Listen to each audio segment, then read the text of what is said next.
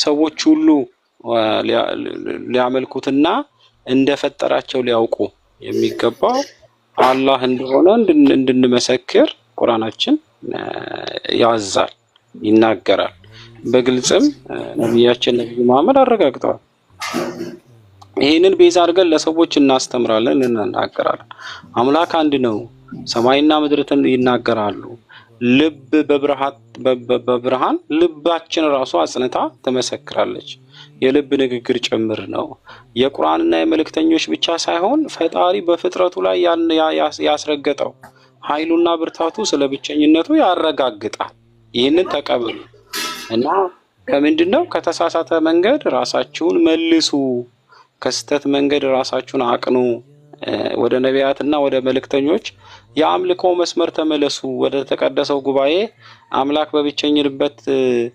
በብቸኝነት ወደሚመለክበት ወደ ተቀደሰው ወደ አምላክ ቤት ወደ መስጊድ ኑ። የነቢያት መደምደሚያ የሆነውን የነብዩ መሐመድን ትምህርት ተቀበሉን። በዚህ ውስጥ ምን ታገኛላችሁ? ህይወትና ትሩፋትን፣ ጸጋንና በረከትን ታገኛላችሁ። እና እዚህ ጋር እንግዲህ በዚህ ዓለም ሆኖ የዘላለም የህይወት ተስፋን ማረጋገጥ ነው የኢስላም ትምህርት። አምላክ አንድ ነው ብሎ እርፍ ማለት፣ በእረፍት ላይ መኖር እረፍትን መጀመር ነው። የጀነትን እረፍት በዚህ ኤክስፒሪየንስ ማድረግ ነው። የጀነትን ሰላም በዚህ በምድር ኤክስፒሪየንስ ማድረግ ነው። በጀነት ውስጥ ያለውን ወንድማማችነት በምድር ኤክስፒሪየንስ ማድረግ ነው። አያችሁ፣ በዚህ በምድር ያለን ሙስሊም ወንድም እህቶቻችን ነን። ወደ ዘላለምም ስንገባ ወደ ጀነትም ስንገባ ወንድም እህቶቻችን፣ ሌላ ወንድምና እህት አይመጣልን። እዚህ ነው ያለውን ነገር ምን እያደረግን የዘላለምን የህይወት ተስፋ አረጋግጠን ለመኖር ወደ ኢስላም የመጣ ነው ማለት ነው። ወደ ኢስላም ሙስሊሞች ይሆን ነው እኛ ሙስሊም እና ለሰዎች የምንመሰክረው ምንድነው? ከጣዖታት ሽሹ፣ ኑ ከተቀረጸ ከተሳለ ስዕል፣ ከሰዎች ዶክትሪን አስተምሮ እኮ በቅርጽ ብቻ አይደለም። የዚህ ዘመን ጣዖት ቅርጽ፣ ስዕል ምናምን ብቻ አይደለም። የዚህ ዘመን ጣዖት እኮ ቲቺንግ ነው እኮ፣ ዶክትሪን ነው እኮ። ጣዖቱ በራሱ በሰዎች በአእምሯቸው የተሳለ ነው፣ የተቀረጸ ነው። እና ከዶክትሪኑ አንጻር የተሳሳተ ነገር አለ። ያንን ነገር ምን አድርጉ? ተዉት። ኑ ወደ ኢስላም፣ ኑ ወደ ዘላለም ህይወት፣ ኑ ወደ ነቢያት መንገድ ኑ ብለን እንጣራለን።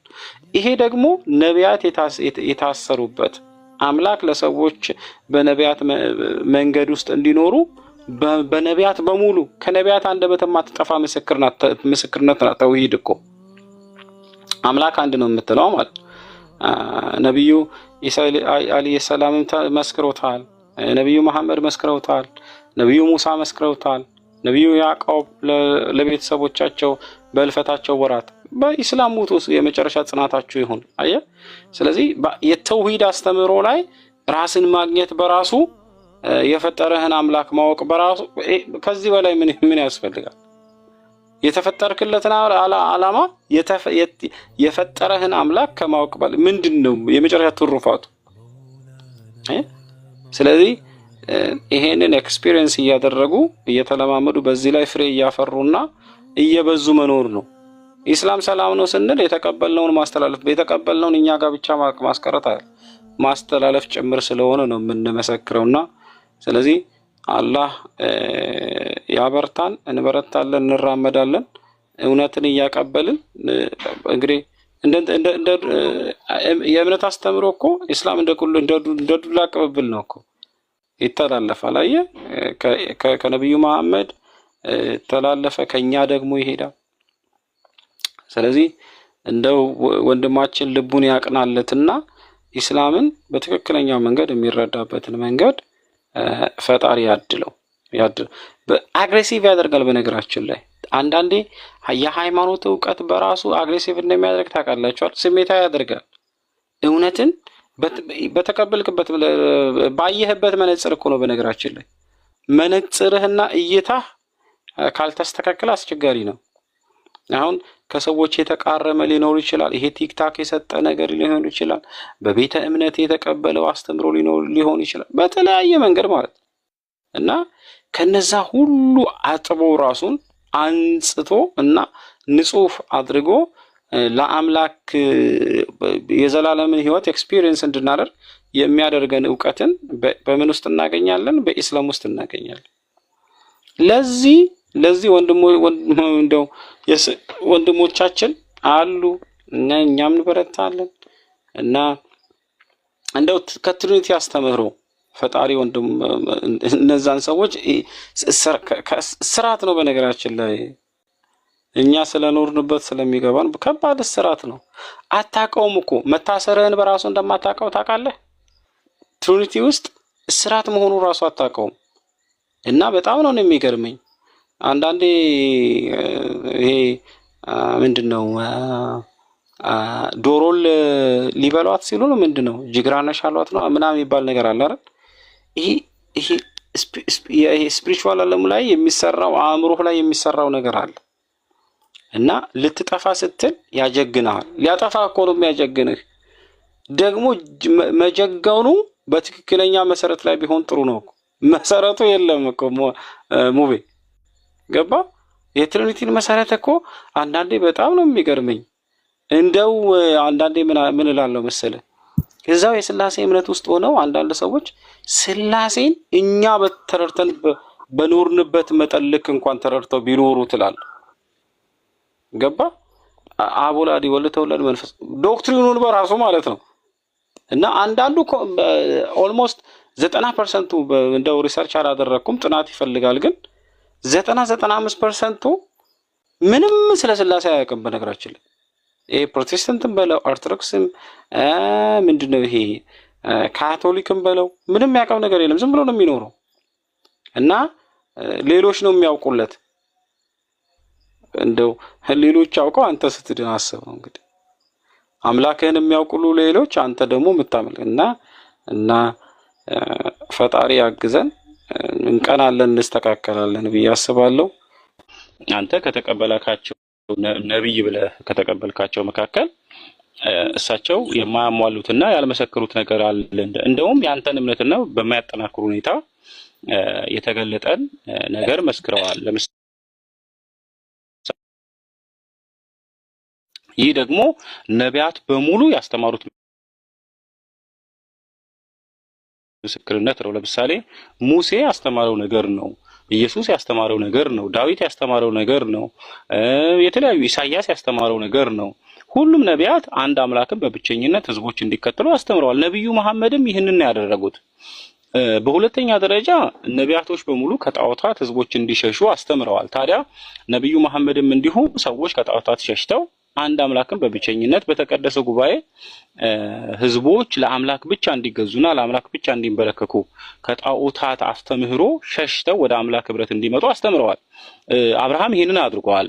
አብርሃም ቤተሰቦቹና ዘሮቹ ከጣዖታት ሸሽተው እንዲመጡ አስተምረዋል። ሙሴ ደግሞ ያ የተሰራውን ጥጃ አፍርሶ ምስክር አድርጎ በህዝቦች መካከል ያደረገውን ታውቃል። ነብዩ መሐመድም ይሄንን በተገለጠላቸው በቁርአን አማካኝነት ለህዝቦች አስተላልፈው አስተምረዋል። ታዲያ ይህንን ነገር ያደረጉ ከጣዖታች ሰዎችን እንዲመለሱ አንድ አምላክን በብቸኝነት እንዲያስተምሩ ያደረጉ ሰዎች ለምንድን ነው የማትቀበላቸው? እኔ ክርስቲያን ባልነበርኩ ሰዓት ድሮ ራሱ ማለት ነው ከዛሬ 15-16 ቀን በፊት ያለኝ መረዳት ምንድነው ነብዩ መሐመድ ከሰይጣን መገለጥ ተቀብለዋል ብዬ አላምንም። ለምንድን ነው ማላምነው? ከሰይጣን መገለጥ የተቀበለ ፐርሰን ስለ አንድ አምላክ አያስተምርም። እህቴ ለምሳሌ ኢየሱስን ፈተነው ብላችሁ የማቴዎስ ወንጌል ምዕራፍ 4 ላይ በተቀመጠው ታሪክ ሰይጣን መጥቶ ለእኔ ስገድ ነው ያለው። ሰይጣን የሚያሰግደው ለምንድን ነው? ለጣዖት ነው የሚያሰግደው እንጂ ሰይጣን ለአንድ አምላክ ስገድ ብሎ አያስተምርም። ሰይጣን ለእኔ ስገድ ነው የሚለው እንጂ ሰይጣን ከጣዖታት ሽሽ አይልም። ሰይጣን ለጣዖታት ስገድ ነው የሚለው እንጂ ሰይጣን ከጣዖታት ሸሽተ አንድ አምላክን በብቸኝነት አምልክ የነቢያትን መንገድ ተከተል አይልም። ሰይጣን ስለ ነቢያት ክብርና ስለ ነቢያት ስልጣን አይመሰክርም።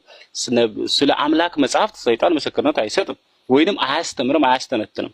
ለምሳሌ ከታሪክ እያጣቀሰ ወደፊት የሚመጣውን እየተናገረ በትንቢት እያረጋገጠ ሰይጣን ስለ አምላክ መንገድና ስለ አምላክ አስከምሎ አያረጋግጥም።